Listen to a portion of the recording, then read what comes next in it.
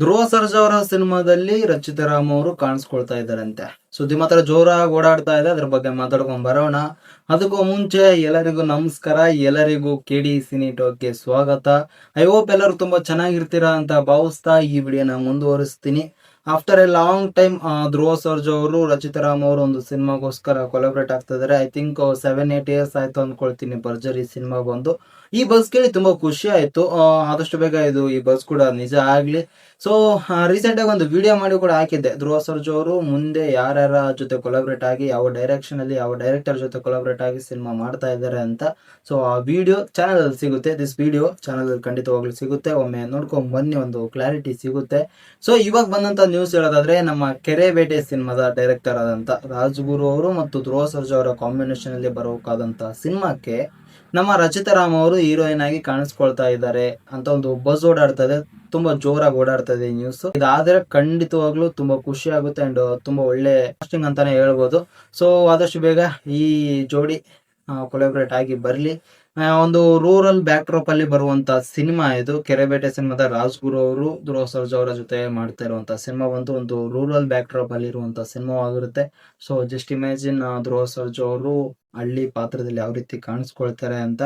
So ground level ಅಲ್ಲಿ cinema ಮೂಡಿ ಬರಲಿ and ಒಳ್ಳೆ ಸಿನಿಮಾ ಆಗಿರ್ಲಿ. ಅಂಡ್ ರೀಸೆಂಟ್ ಆಗಿ ಧ್ರುವ ಸರ್ಜಾ ಅವರು ಪ್ರೆಸ್ ಮುಂದೆ ಬಂದಾಗ ಹೇಳಿದ್ದೇನಪ್ಪ ಅಂತಂದ್ರೆ, ಇದೇ ವರ್ಷನೇ ಆದಷ್ಟು ಬೇಗ ಒಂದು ನ್ಯೂ ಪ್ರಾಜೆಕ್ಟ್ ಅನೌನ್ಸ್ ಮಾಡ್ಕೊಂಡು ಸ್ಟಾರ್ಟ್ ಮಾಡ್ತೀವಿ ಅಂತ ಹೇಳಿದ್ರು. ಸೊ ಮೇ ಬಿ ಈ ಮಂತ್ ಎಂಡ್ ಅಲ್ಲಿ ಆಗಿರ್ಬೋದು ಅಥವಾ ಮುಂದಿನ ತಿಂಗಳು ಡಿಸೆಂಬರ್ ಅಲ್ಲಿ ಈ ಸಿನಿಮಾ ಮುಹೂರ್ತ ಮುಗಿಸ್ಕೊಂಡು ಸ್ಟಾರ್ಟ್ ಮಾಡ್ಕೊಳ್ಬಹುದು ಅಂತ ಅನ್ಕೊಂಡಿದೀನಿ. ಆದಷ್ಟು ಬೇಗ ಟೇಕ್ ಆಫ್ ಆಗ್ಲಿ. ಖಂಡಿತವಾಗ್ಲು ರಾಜ್ಗುರು ಅವರ ಕಾಂಬಿನೇಷನ್ ಅಲ್ಲಿ ಬರುವಂತ ಸಿನಿಮಾನೇ ಅವರ ನೆಕ್ಸ್ಟ್ ಸಿನಿಮಾವಾಗಿರುತ್ತೆ. ಸೊ ಕೇಳಿ ಅಂತೂ ಇನ್ನು ಬಿಟ್ಬಿಡಿ, ಮುಂದಿನ ವರ್ಷ ಫೆಬ್ರವರಿ ಇಲ್ಲಾಂದ್ರೆ ಜೂನ್ ಜುಲೈ ಎಲ್ಲ ಖಂಡಿತವಾಗ್ಲು ಅದಂತೂ ದೂರ ಹೋಗುತ್ತೆ. ಮುಂದೆ ತುಂಬಾ ದೂರನೇ ಹೋಗುತ್ತೆ ಆಕ್ಚುಲಿ. ಫೆಬ್ರವರಿ ಬರ್ಲಿಲ್ಲ ಅಂದ್ರೆ ಜೂನ್ ಜುಲೈ ಖಂಡಿತವಾಗ್ಲು. ಇದನ್ನೆಲ್ಲ ಬಿಟ್ಟು ರಚಿತಾ ರಾಮ್ ಅವರು ಧ್ರುವ ಸರ್ಜಾ ಅವರು ಕೊಲಾಬ್ರೇಟ್ ಆಗಿ ಒಂದು ಸಿನಿಮಾ ಬರ್ತಾ ಇರೋದೇ ತುಂಬಾ ಖುಷಿ ಆಯ್ತು.